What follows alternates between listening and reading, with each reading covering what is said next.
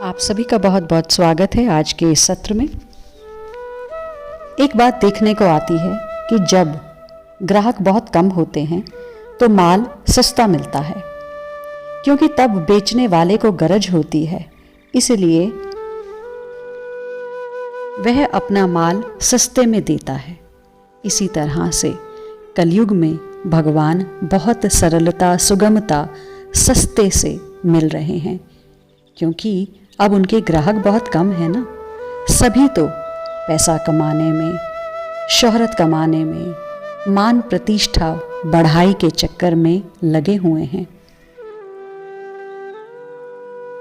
तो अपने में विचार दृढ़ कर लेना चाहिए कि चाहे दुख आए या सुख, अनुकूलता आए या प्रतिकूलता, हमें तो भगवान को प्राप्त करना ही है। और यदि हम पहले अपने अंतःकरण को शुद्ध करने में लग जाएं, तो भगवत प्राप्ति में बहुत देर लगेगी। हमारे उद्योग करने की अपेक्षा भगवान की अनंत अपार कृपा शक्ति हमें बहुत शीघ्र शुद्ध कर देगी। अपने पल पर विश्वास ना करें, उसकी कृपा का आदर करें। बच्चा कीचड़ से लिपटा भी हो, यदि माँ की गोद में चला जाए तो माँ स्वयं ही उसे साफ कर देती है। हम क्या अपने मन की सफाई करेंगे? बस भगवान की तरफ मुख कर लें, वो हमें अपने लायक बना ही लेंगे। यदि भगवान के मन में हमसे मिलने का विचार आ जाए तो फिर उनसे मिलने में देर नहीं लगेगी। अब प्रश्न यह उठता है कि भगवान के मन में हमसे मिलने का विचार कैसे आए? यदि हम एक ही धुन में भगवान की तरफ लग जाएं, अन्य किसी की तरफ ना देखें, उनके बिना रहा ना जाए, तो भगवान के मन में हमसे मिलने का विचार आ ही जाएगा और वे तुरंत हमें मिल भी जाएंगे। वे तो स्वयं कह रहे हैं, हे पार्थ, अनन्य चित्त वाला जो मनुष्य मेरा नित्य निरंतर स्मरण करता है, उस नित्य युक्त योगी के लिए मैं सुलभ हूं, अर्थात उसको सुलभता से प्राप्त हो जाता हूं। भगवान ही हमारे हैं, दूसरा तो कोई हमारा है ही नहीं। एक बार विचार करके तो देखिए, भगवान स्वयं कह रहे हैं, सर्वस्य चाहम हृदय सन्निविष्टो, मैं संपूर्ण प्राणियों के हृदय में स्थित हूं। मुझ परमात्मा से यह जगत है। भगवान हृदय में ही नहीं, अपितु दिखने वाले समस्त संसार के कण कण में विद्यमान हैं, सर्वव्यापक हैं। ऐसी कौन सी जगह है जहां वे नहीं हैं? ऐसे सर्वत्र विद्यमान परमात्मा को जब हम सच्चे हृदय से देखना चाहेंगे, यकीन मानिए तभी वे दिखेंगे। यदि हम संसार को देखना चाहेंगे तो भगवान बीच में कतई नहीं आएंगे, हमें संसार ही दिखेगा, वे संसार ही दिखाएंगे।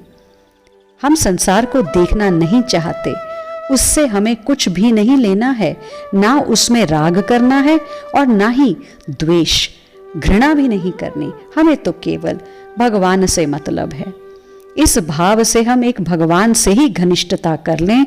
भगवान हमारी बात सुने या ना सुने, माने या ना माने, हमें अपनाएं या ठुकरा दें, इसकी कोई परवाह ना करते हुए हम भगवान से अपना अटूट संबंध, जो कि नित्य है, जोड़ लें। जैसे माता पार्वती ने भी कहा है, जन्म कोटि लगी रगर हमारी, बरऊं शंभु न तरहूं कुआरी, तजौ न नारद कर उपदेसु, आपहूं कहीं सत बार महीसु।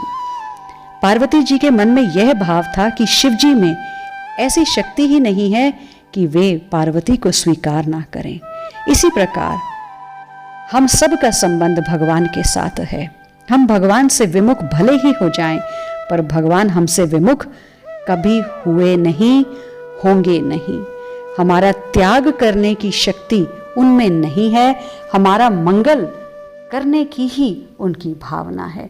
अमंगल तो वो कर ही नहीं सकते। बच्चा खेलना छोड़ दे और रोने लग जाए तो माँ को अपना सब काम छोड़कर उसके पास आना ही पड़ता है, उसे गोद में बिठाकर दुलारना ही पड़ता है। परंतु यदि बच्चा खेल में लगा रहे तो माँ निश्चिंत रहती है। इसी प्रकार यदि हम भगवान के लिए व्याकुल न होकर सांसारिक वस्तुओं में ही प्रसन्न रहते हैं तो भगवान निश्चिंत रहते हैं और हमसे मिलने नहीं आते। परंतु यदि बच्चा लगातार रोने लग जाए और मां के बिना किसी भी वस्तु, खिलौने आदि से प्रसन्न ना हो तो घर के सभी लोग बच्चे के पक्ष में ही हो जाते हैं और उसकी मां को कहते हैं कि बच्चा रो रहा है और तुम काम में लगी हो, आग लगे तुम्हारे काम को, शीघ्र अति शीघ्र बच्चे को गोद में ले लो। उस समय मां कितना ही आवश्यक कार्य क्यों ना कर रही हो, बच्चे के रोने के आगे उस कार्य का कोई मूल्य नहीं है। बच्चे की पुकार ही उस समय सबसे आवश्यक है। इसी प्रकार हम एकमात्र भगवान के लिए रोने लग जाएं तो भगवत धाम के सब संत जन हमारे पक्ष में हो जाएं। सभी कहने लग जाएं, महाराज बच्चा रो रहा है, आप मिलने में देर क्यों कर रहे हो? फिर भगवान के आने में कोई देर नहीं लगेगी। हाँ, जब बच्चा खिलौनों से खेल भी रहा हो और ऊपर से ऊँ भी कर रहा हो तब उसे माँ गोद में नहीं लेती। इसी प्रकार हम संसारिक खिलौनों से भी खेलते हों और रोने का ढोंग भी करते हों तो भगवान नहीं आते। वे हमारे आंतरिक भावों को देखते हैं, बाह्य क्रिया को नहीं। मान आदर, सुख आराम, धन संपत्ति, सिद्धियां सब सांसारिक खिलौने हैं जिनसे हम खेल रहे हैं, व्यस्त हैं। माँ की गोद, उसका प्यार, खिलौने आदि सब कुछ बच्चे के लिए ही होते हैं। ऐसे ही भगवान की गोद, उनका प्यार, उनका सानिध्य और उनके पास जो भी सामग्री है सब भक्तों के लिए ही होती हैं। भगवान के लिए भक्तों से बढ़कर कुछ भी नहीं है। यदि हम किसी भी वस्तु में प्रसन्न न होकर भगवान को पुकारने लगें तो वे तत्काल आ जाएं, इसमें कोई संदेह नहीं है। मां बच्चे की योग्यता को देखकर उसके पास नहीं आती। वह यह नहीं देखती कि बच्चा सुंदर है, विद्वान है, धनवान है।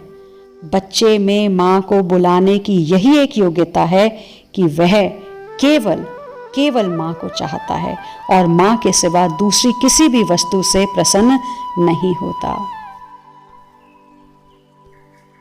बच्चे में कोई योग्यता, विद्वता, शूरवीरता आदि नहीं होती, केवल उसमें मां मेरी है ऐसा मां में अपनापन होता है।